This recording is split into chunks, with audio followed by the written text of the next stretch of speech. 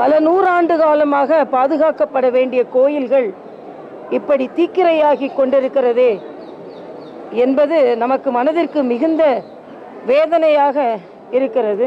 பண்பாட்டை காக்கப்பட வேண்டிய ஆலயங்கள், பாதுகாக்கப்பட வேண்டிய ஆலயங்கள் எந்தவித பராமரிப்பும் இல்லாமல், எந்தவித பாதுகாப்பும் இல்லாமல்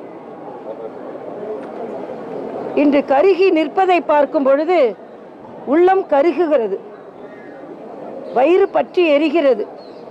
பற்றி எரிந்த மண்டபத்தை பார்க்கும் பொழுது நமது வயிறு பற்றி எரிகிறது, உள்ளம் உருகுகிறது. ஆக இது மன்னிக்க முடியாத குற்றம் என்பதுதான் எனது கருத்து. அறநிலையத்துறை ஒன்று என்று இருக்கிறது என்றால் பராமரிப்பதற்கு என்ன கேடு வந்தது? என்ன பாதுகாப்பு நடவடிக்கைகளை நீங்கள் மேற்கொண்டீர்கள்? அறநிலையத்துறையின் உண்மையான பங்கு என்ன, பணி என்ன? வியாபாரத்தை பெருக்கிறது மட்டும் அறநிலையத்துறை இல்லை. ஏதோ நான் பொற்றாமரை குளத்தில் இதை செஞ்சோம், நாங்கள் பிரசாதம் வைக்கிறத அதிகப்படுத்தணும், வியாபாரத்தை அதிகப்படுத்தணும், வருமானத்தை அதிகப்படுத்தணும். எவ்வளவு பெருமானம் உள்ள கலை பொக்கிஷங்கள் உள்ள ஒரு கோயிலில் வருமானத்தை அதிகப்படுத்தணுன்றதான் ஒரு மிகப்பெரிய கடமையா, சாதனையா? மிகப்பெரிய சோதனை இந்து மதத்திற்கு வந்திருக்கிறது, மிகப்பெரிய சோதனை இந்து கோயில்களுக்கு வந்திருக்கிறது, மிகப்பெரிய சோதனை தமிழகத்தின் கலை பொக்கிஷங்களுக்கு வந்திருக்கிறது. எல்லாம் பாதுகாக்கப்படவில்லை, இல்லை என்றால் திருடு போய் கொண்டிருக்கிறது. எவ்வளவோ சிலைகளும் திருடு போய் கொண்டிருக்கிறது. விபத்து தானே, என்ன செய்ய முடியும் அப்படின்னு சில பேர் கேட்கிறார்கள். விபத்து எங்கு வேண்டுமானாலும் நடக்கலாம், ஆனால் விபத்தை தடுக்கக்கூடிய விஞ்ஞான யுகம் இது. ஒரு விபத்து ஏற்பட்டவுடன் விமானத்தில் ஒரு புகை வந்தால் கூட அதை தெரியப்படுத்துவதற்கு அலாரம் இருக்கிறது, மணி அடிக்கிறது. ஆனால் இறைவனின் பூஜைக்காக மணி அடிக்கின்ற ஒரு கோயிலில் புகை வந்தால் மணி அடிக்கிற ஒரு சிஸ்டம் கிடையாது, பாதுகாப்பு நடவடிக்கை கிடையாது. 115 கடைகள் தான் இருக்கணும் என்ற இடத்தில் எத்தனை கடைகள் இருந்தது என்று நமக்கு தெரியாது. கற்பூரம், பூ, தேங்காய் விற்கின்ற இடங்களில் பிளாஸ்டிக் குடங்கள், பிளாஸ்டிக் பொருட்கள் விற்கப்படுகிறது. வியாபார ஸ்தலமாக இந்த கோயில் ஆகி இருக்கிறது. இன்று கருகி நிற்கிறது என்பதை பார்க்கும் பொழுது கண்ணீர் தான் வடிக்க முடிகிறது.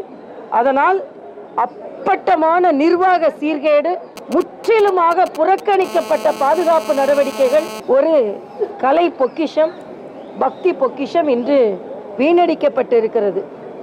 இதை சாதாரணமாக விட முடியாது. தவறு செய்தவர்கள் கண்டுபிடிக்கப்பட வேண்டும், தவறு செய்தவர்கள் தண்டிக்கப்பட வேண்டும். வருங்காலத்தில் இப்படிப்பட்ட நிகழ்வுகளும் விபத்துகளும் வராமல் தடுக்கப்பட வேண்டும். என்னென்ன பாதுகாப்பு நடவடிக்கைகள் கொண்டு வர முடியுமோ அதை கொண்டு வரப்பட வேண்டும்.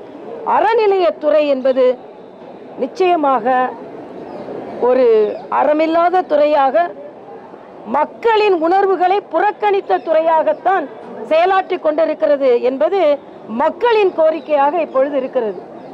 இது எந்த விதத்திலும் முழுமையான விசாரணை தேவை. இதில் பல கடைகள் இருக்கிறது, ஏற்கனவே ஒப்பந்தம் போட்டவர்கள் கடை வைத்திருக்கிறார்களா, இல்லை என்றால் அதற்கு மேல் வாடகைக்கு விட்டவர்கள் இருக்கிறார்களா, கடவுள் நம்பிக்கையே இல்லாதவர்கள் உள்ளே இருந்தார்களா, மாற்று மதத்தை சார்ந்தவர்கள் இருந்தார்களா, இந்த பண்பாட்டையும் இந்த கலை பொக்கிஷத்தையும் பாதுகாக்க வேண்டும் என்று உணர்வில்லாதவர்கள் கடை வைத்திருந்தார்களா, எல்லாம் விசாரிக்கப்பட வேண்டும். இன்னும் சொல்ல போனால் சிபிஐ விசாரணை வேண்டும் என்ற கோரிக்கையை நாங்கள் பாரதிய ஜனதா கட்சியின் சார்பில் வைப்போம். அது மட்டுமல்ல, கோயில்களில் உள்ள அத்தனை கலை பொக்கிஷங்களும் பாதுகாக்கப்பட வேண்டும். இந்து மதம் கோயில், கோயில் சார்ந்த இடங்கள், கோயில் சார்ந்த கலை பொக்கிஷங்கள் எல்லாம் பாதுகாக்கப்பட வேண்டும். அங்க போய் மண்டபத்தை பார்த்தா நமக்கே தெரியுது இதை சரி செய்வதற்கு எவ்வளவு காலம் ஆகும்னு தெரியல. ஆனா ஆட்சியாளர்கள், துணை முதலமைச்சர் 6 மாசத்துக்குள்ள சரி செய்துறோம் சொல்றாரு. 6 மாசத்திற்குள்ள சரி செய்து விடுவீர்கள் என்றால் உடனே எடுக்கப்பட்ட நடவடிக்கை என்ன?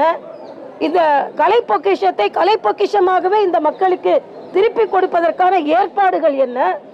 அதற்கான வரைவு என்ன? திட்டம் என்ன? இன்னைக்கு வரைக்கும் விபத்து நடந்து இத்தனை நாட்கள் ஆகியும் எதனால விபத்து நடந்தது, எப்படி நடந்தது, எதற்காக நடந்தது, யாரின் தவறினால் நடந்தது, எந்தவித தகவலும் இன்னைக்கு நம்ம பக்தர்களுக்கு கிடைக்கவில்லை. அதனால் அரசாங்கம் தீவிரமாக இதில் நடவடிக்கை எடுக்க வேண்டும். அறங்காவல் துறை என்று இருந்து கொண்டு கோயிலை பாதுகாக்க முடியவில்லை என்றால் பின்பு அந்த துறை எதற்கு? அதை பக்தர்களிடமே ஒப்படைச்சு விட்டு போகலாம் அல்லவா?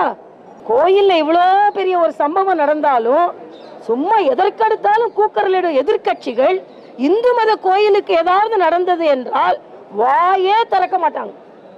வாயை திறந்தால் அவர்களுக்கு ஏதோ பிரச்சனை வந்துவிடும், ஓட்டு கிடைக்காது. அதனால மக்கள் இன்று நன்றாக உணர வேண்டும், இந்த பொக்கிஷங்கள் பாதுகாக்கப்பட வேண்டும். பாதுகாக்கப்பட வேண்டும் என்றால் கோயில் நிர்வாகமும் தமிழகத்தின் ஆட்சி நிர்வாகமும் யார் கையில் இருக்க வேண்டும் என்பதை மக்கள் முடிவு செய்ய வேண்டிய காலகட்டம் வந்துவிட்டது.